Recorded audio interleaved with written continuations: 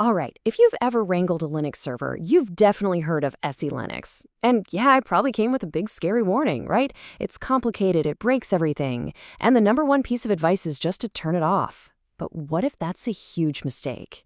Today, we're gonna flip that script and turn SE Linux from something you fight with into your best security friend. You know the feeling. It is absolutely maddening. You've just set up a new service, you've triple-checked the file permissions, the firewall is wide open for it, but you still get that dreaded permission denied. You're pulling your hair out, digging through logs, and nothing makes sense. Well, a lot of the time, the ghost in the machine is Linux, and here's the kicker. It's not broken, it's doing its job perfectly. See, it works on a whole other level from your standard permissions, and that's what makes it so confusing. And that's why you get that common and honestly really dangerous advice to just disable it. But come on, turning off a major security feature is never the right move. So today, we're going to pull back the curtain on SE Linux. By the time we're done here, you're going to get its core logic, and you'll be able to transform it from this frustrating roadblock into an absolutely powerful security ally. Here's the secret to getting SE Linux. It's not about memorizing a million different rules. Nope. It's all about understanding one simple, really elegant idea that's running the show on systems like Red Hat and Fedora. It's called the targeted policy. So what exactly is this targeted policy? Well, its genius is that it doesn't try to lock down every single thing on your server. Instead, it gets laser focused on just the important stuff, the high-risk services. You know, your web server, your SSH daemon, anything that's talking to the outside world. Okay, this slide right here, this is the whole ballgame. This is how SE Linux sees your system as two completely different worlds. On the left, you've got your confined processes. Think of these as your VIPs, the high-risk services. They're running inside a super secure bubble with a very strict set of rules. But then, on the right, you have unconfined processes. And that's, well, pretty much everything else. Your own login session, the scripts you run, most of your apps, they all just run with the normal Linux permissions you already know and love. That's the secret. SE Linux isn't micromanaging your whole system, it's just putting its best guards around your most valuable assets. Theory is great and all, but let's get our hands dirty and see how this actually works. We're going to walk through a super common real-world situation, setting up a web server, breaking it with a classic SE Linux mistake, and then, most importantly, fixing it the proper way. First up, just a totally standard web server install. We'll install HTTPD, get it running, and toss a simple hello page in there. A quick curl to check it out, and yep, success. Everything's working just as you'd expect. No drama yet. Okay, now for the fun part. Let's break it on purpose. We're going to run this con command to change the security label, or context, on our web page. We're going to tell SE Linux that this file is actually a Samba file share. Now notice, we didn't touch the read-write permissions at all. We restart the service, test it again, and bam! Permission denied. So what in the world just happened? It's all about the labels. Our web server process has a label called httpd.t.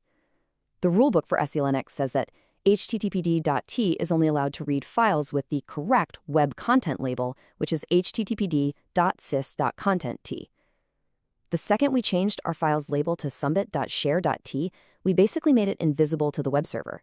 The file permissions were fine, but the security context was all wrong. And here's how you fix it like a pro. Your first stop should always be the audit log. It'll point you right to the problem.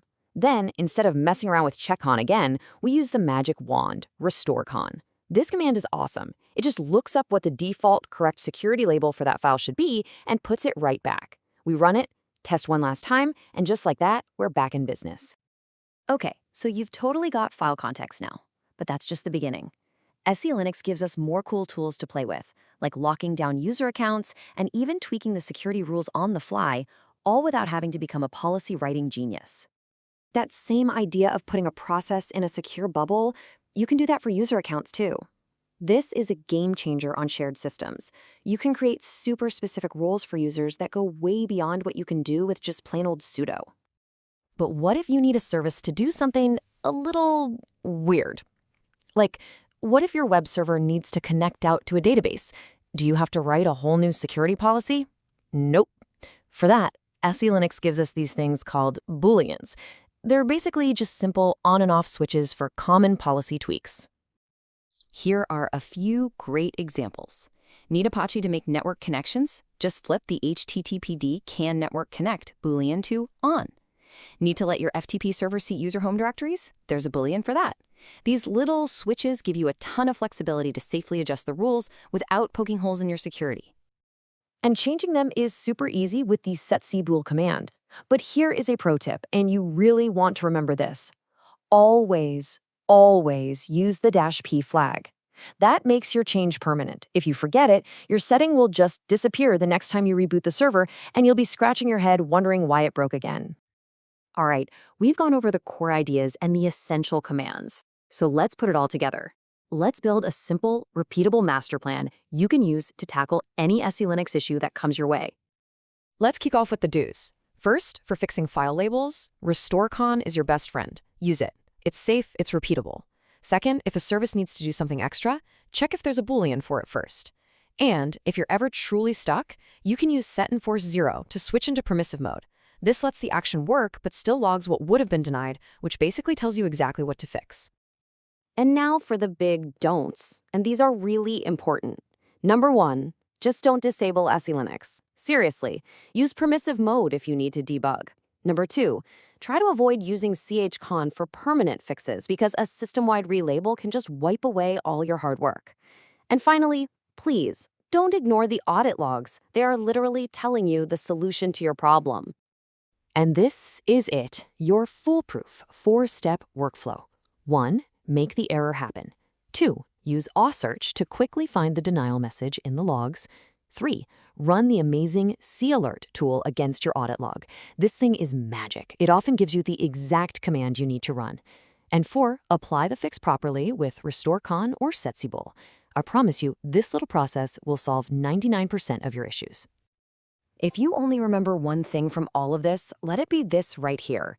The whole philosophy of the SE Linux targeted policy is confine the risky and free the rest. It's not about being a control freak and locking down everything. It's about being smart, applying surgical security exactly where it matters most. Once you really get that principle, SE Linux stops being this big, scary monster and becomes a predictable, powerful tool in your arsenal. You now have the key to building way more secure systems. So the only question left is, what are you going to go secure first?